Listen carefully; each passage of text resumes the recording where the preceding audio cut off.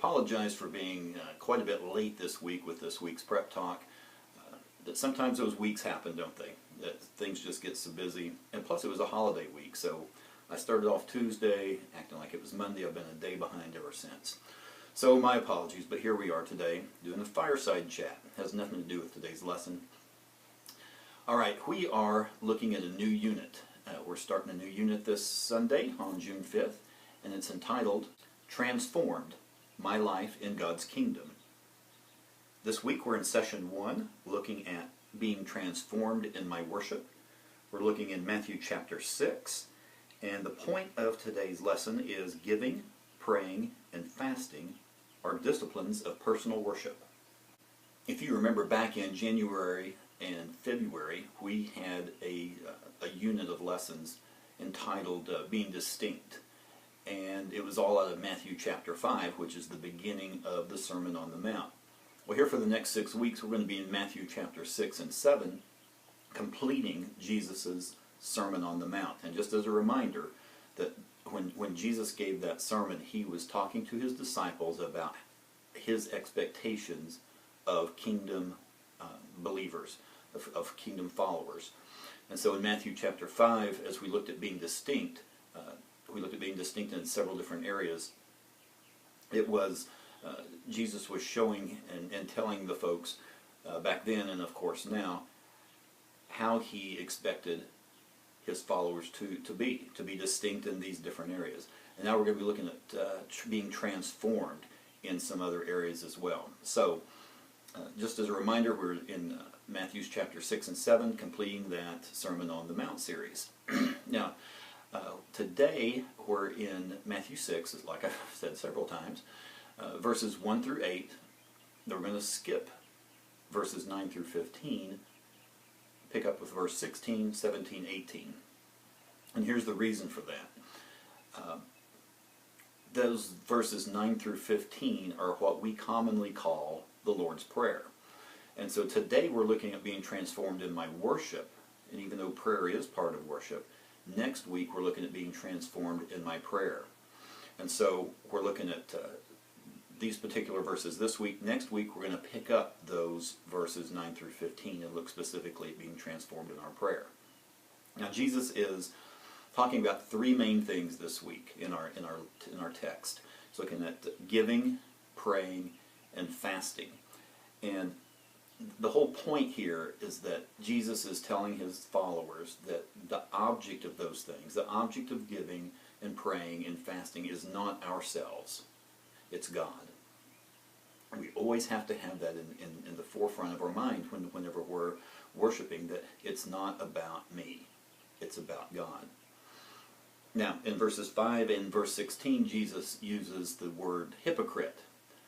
And just as a reminder, it might be good to tell your class to remind them that this hypocrite was actually the origin of that word hypocrite. It comes from a word that describes a Greek actor on the stage who wore a mask, who sometimes had a little device inside the mask that might augment his voice somehow. And so when he's on the stage, he looks differently, talks differently than when he's not on stage. So we can relate to that, can't we, of how when we're at church, when we worship, sometimes we act, we talk, we look differently than we do on a day-to-day basis. Now, in recent weeks, probably the last couple of weeks, YouTube and these talk shows have just exploded with this newcomer on the scene, actually a Ouachita graduate, the Chewbacca mom. You might want to bring her into the illustration if you want to talk about wearing a mask, just to give a little relevance to cultural relevance to today's lesson. Anyway, so those who act and talk holy in the synagogue but aren't in day-to-day, that's who Jesus is talking about being hypocrites. So a good question, a good question I believe to ask this week would be, how are we hypocrites today? You know, and as you say that, you might say something like, now, how are you guys hypocrites today when you worship? And to me, that's not the best way to ask that question. because what that does is it makes the person, when he or she answers, to make it sound like that's exactly what they do. And while that may be true, that may be an area they're dealing with is hypocrisy, they're probably not going to answer that question. What I found to be the best way to ask that kind of question is, what are ways that people in today's church, be it our church or any other church in America, how are people hypocrites in today's Christian culture? Okay, that puts it out there. And so when the person answers, they're more likely to answer, first of all. But when they do answer, it's about somebody else. Now, as those answers come in, of course, people are probably thinking to themselves, well, that kind of describes me. But, so anyway, it just puts the, it just makes them think about other people, and they're more likely to answer that truthfully. So that's the way I ask the question. It seems to get a fairly good response. So how do we do that? How do people, how are they hypocrites in today's Christian society? Well, some may answer that they just show up. Some people show up to church just to be seen. And while that may be true, I think I'm finding that less and less true as we go along in time.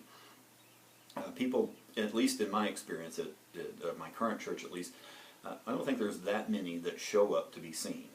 Now, I'm not saying our church is full of a bunch of holy, righteous people, but what I'm saying is that when people want to be seen, they don't show up at church. When they want to be seen in society, they'll show up at the ball game, or they'll show up at the fish fry, or they'll show up at the beach. And so, at least in our culture, that seems to be less and less. But I'm sure that still does happen. How about the different prayer voice? You've probably known people who, when they talk, they're just normal talking kind of people. But when they pray, it's, "Dear God, Lord, be with us." That kind of holier-than-thou, King James speaking only voice. It's just something to think about. Some people do that, and some it just may be a habit, and some may actually be because they want to appear to be holier than they are. So that's just some things for you to think about this week. Actually think about for the next 24 hours, since I'm so late in getting this out. And now, you folks, especially at First Baptist Whitehall, if you would specifically pray for Pastor Paul. Hopefully you're doing that on a regular basis, but over the next couple of weeks especially, and I'm going to tell you why. Months ago, when he's planning his sermons, and the topics and all that, he picked June as the month to emphasize worship. And so this Sunday, June 5th, he's going to be talking about worship. What's our lesson on today? It's on worship. Well, as you know, the second Sunday of every month this year, we're having a special prayer time emphasis, prayer emphasis. And what's next week's lesson on but being transformed in our prayer? So when those coincidences happen like that, to me that's an indication that maybe God's about to do something pretty great. And so let's pray for Pastor and pray for our church and pray for our Sunday school time, that as the lesson and the sermon, they're not going to be the same, of course, but as they complement each other, that there's a reason that these issues are being hammered into us, both at worship time and in Sunday school time. So there's a reason for that. Hopefully we'll understand that reason and act accordingly. Well, I've rambled on long enough. That's all I've got for now. Hope to see a lot of you guys tomorrow.